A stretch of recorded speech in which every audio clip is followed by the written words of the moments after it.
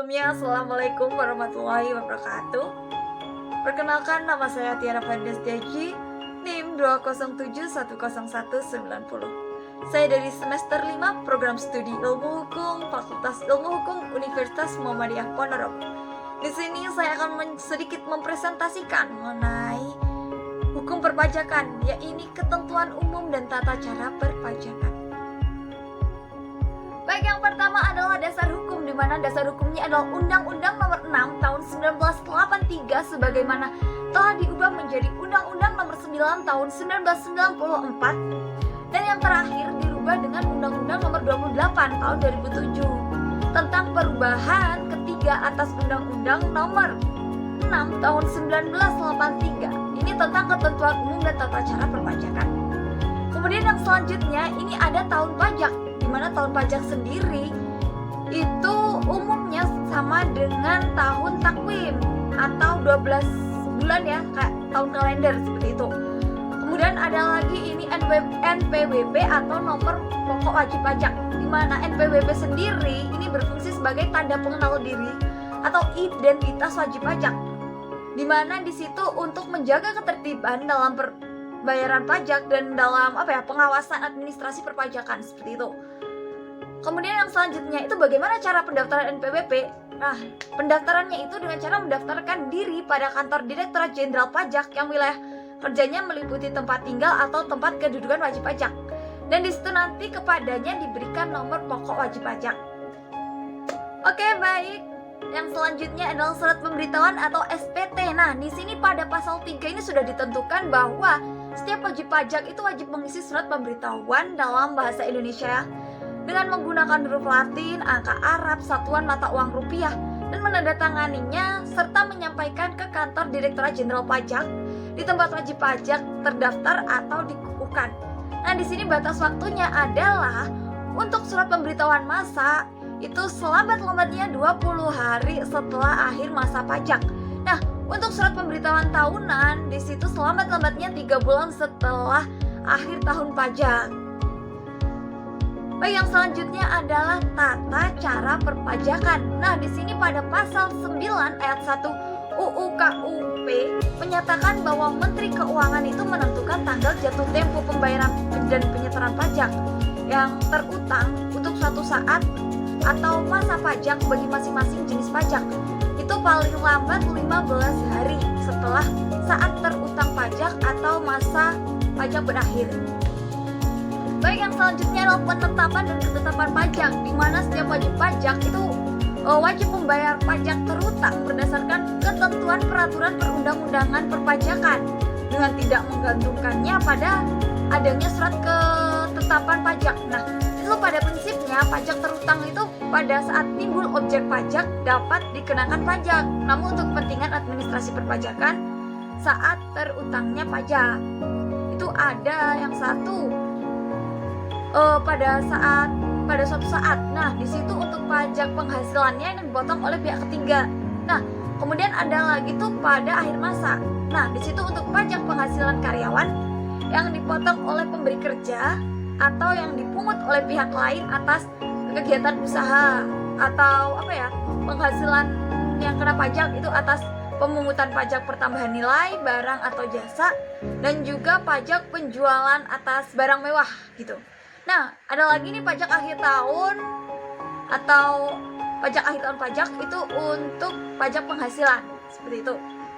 Nah, pada pajak akhir tahun itu untuk pajak penghasilan apabila kesalahan atau kekeliruan itu ditemukan oleh fikus atau berdasarkan permohonan wajib pajak, maka kesalahan atau kekeliruan tersebut harus dibetulkan, dan yang dapat dibetulkan karena kesalahan atau kekeliruan itu adalah satu, adanya surat ketetapan pajak, yang kedua itu ada surat tagihan pajak, yang ketiga adalah surat keputusan pengembalian pendahuluan kelebihan pajak. Nah, yang keempat ada surat keputusan keberatan, yang kelima ada surat pengurangan atau penghapusan sanksi administrasi, yang keenam ada surat keputusan pengurangan atau pembatalan ketetapan pajak yang tidak benar.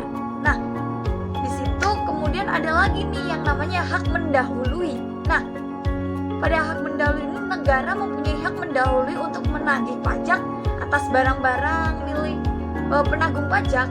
Nah, hak mendahului tersebut itu meliputi pokok pajak, sanksi administrasi berupa denda, bunga, kenaikan, dan biaya penagihan pajak. Baik, yang selanjutnya adalah daluarsa penagihan utang pajak, yang dimana hak untuk melakukan penagihan pajak itu termasuk bunga, denda, kenaikan, dan biaya penagihan pajak. Nah, daluarsa setelah lampau 10 tahun.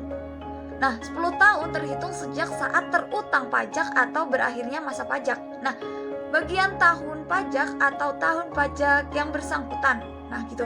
Oke, daluarsa penagihan pajak tersebut tertangguh atau tidak diperhitungkan atau dapat melampaui 10 tahun apabila 1. Diterbitkan surat teguran dan surat paksa. Kedua, itu ada pengakuan utang pajak dari wajib pajak baik langsung maupun tidak langsung.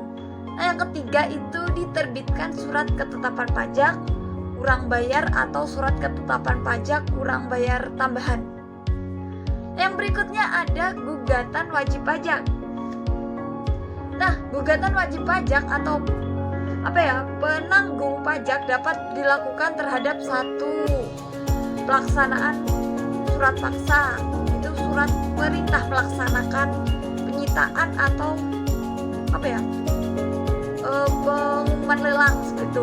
Yang kedua itu ada keputusan berkaitan dengan pelaksanaan keputusan perpajakan, pasal 26 UU KUP. Yang ketiga ada keputusan pembetulan ya, sebagaimana dimaksud dalam pasal 16 berkaitan dengan surat tagih pajak. Yang keempat ada keputusan sebagaimana dimaksud dalam pasal 36 yang berkaitan dengan surat tagih pajak. Yang berikutnya adalah pengajuan keberatan dan banding. Nah, wajib pajak itu dapat mengajukan keberatan hanya kepada Direktur Jenderal Pajak. Nah, atas 1. Surat ketetapan pajak kurang bayar, 2. Surat ketetapan pajak kurang bayar tambahan, 3. Surat ketetapan pajak lebih bayar, 4. Surat ketetapan pajak nihil. Yang kelima, pemotongan atau pemungutan oleh pihak ketiga berdasarkan ketentuan peraturan perundang-undangan perpajakan. Baik, yang selanjutnya adalah kewajiban pembukuan. Dinyatakan dalam pasal 28 ayat 1 UU KUP. Nah, itu dinyatakan bahwa wajib pajak orang pribadi yang melakukan kegiatan usaha atau pekerjaan bebas dan wajib pajak badan di Indonesia itu wajib menyelenggarakan pembukuan. Pembukuan atau pencatatan harus diselenggarakan di Indonesia dengan menggunakan huruf Latin, angka Arab, satuan mata uang rupiah. Baik, yang selanjutnya adalah pemeriksaan pemerintah, di mana Direktur Jenderal Wajib Pajak ini berwenang melakukan pemeriksaan untuk menguji kepatuhan pemenuhan wajib pajak dan untuk tujuan lain dalam rangka melakukan ketentuan peraturan perundang-undangan perpajakan seperti itu. Jadi wajib pajak ini yang diperiksa ini adalah yang paling wajib 1. Memperlihatkan atau meminjamkan buku atau dokumen. Nah, kedua itu memberikan kesempatan untuk memasuki tempat atau ruangan untuk kepentingan pemeriksaan. Nah, yang ketiga itu memberikan keterangan ya yang diperlukan seperti itu. Yang selanjutnya ini adalah kewajiban kewenangan Dirjen Pajak. Nah, yang dimana di sini dalam pasal 34 ayat 1 dinyatakan bahwa setiap pejabat dilarang memberitahukan kepada pihak lain segala sesuatu yang diketahui atau diberitahukan kepadanya oleh wajib pajak dalam rangka jabatan atau pekerjaannya untuk menjalankan ketentuan peraturan perundang-undangan perpajakan. Kemudian berdasarkan ketentuan pasal 36 ayat 1, Direktur Jenderal Pajak ini dapat melakukan 1.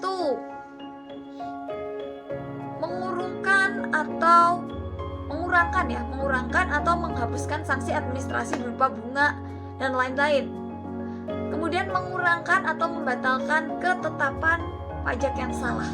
Jadi di sini apabila petugas pajak dalam menetapkan pajak tersebut itu tidak sesuai dengan undang-undang perpajakan yang berlaku sehingga merugikan negara seperti itu akan dikenakan sanksi sesuai peraturan yang berlaku. Nah, ini ada lagi selanjutnya adalah ketentuan pidana. Yang dimana di situ dalam pasal 38 itu dinyatakan bahwa setiap orang yang karena kealpaannya itu dapat 1. Tidak menyampaikan surat pemberitahuannya, kemudian 2. Menyampaikan surat pemberitahuannya tetapi isinya tidak benar atau tidak lengkap, atau melampirkan keterangan yang isinya tidak benar sehingga merugikan negara atau pihak yang bersangkutan. Jadi pejabat pegawai negeri sipil tentu di lingkungan Direktorat Jenderal Pajak diberi wewenang khusus sebagai penyelidik atau melakukan penyidikan tindak pidana di bidang perpajakan sebagaimana yang dimaksud dalam Undang-Undang Hukum Acara Pidana yang berlaku.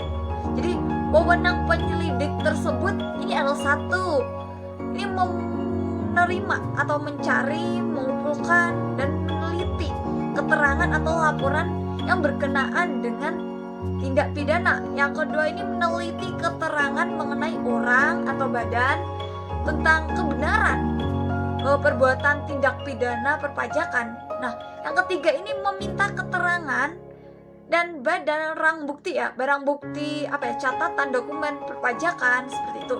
Yang keempat ini menghentikan penyelidikan dan lain sebagainya.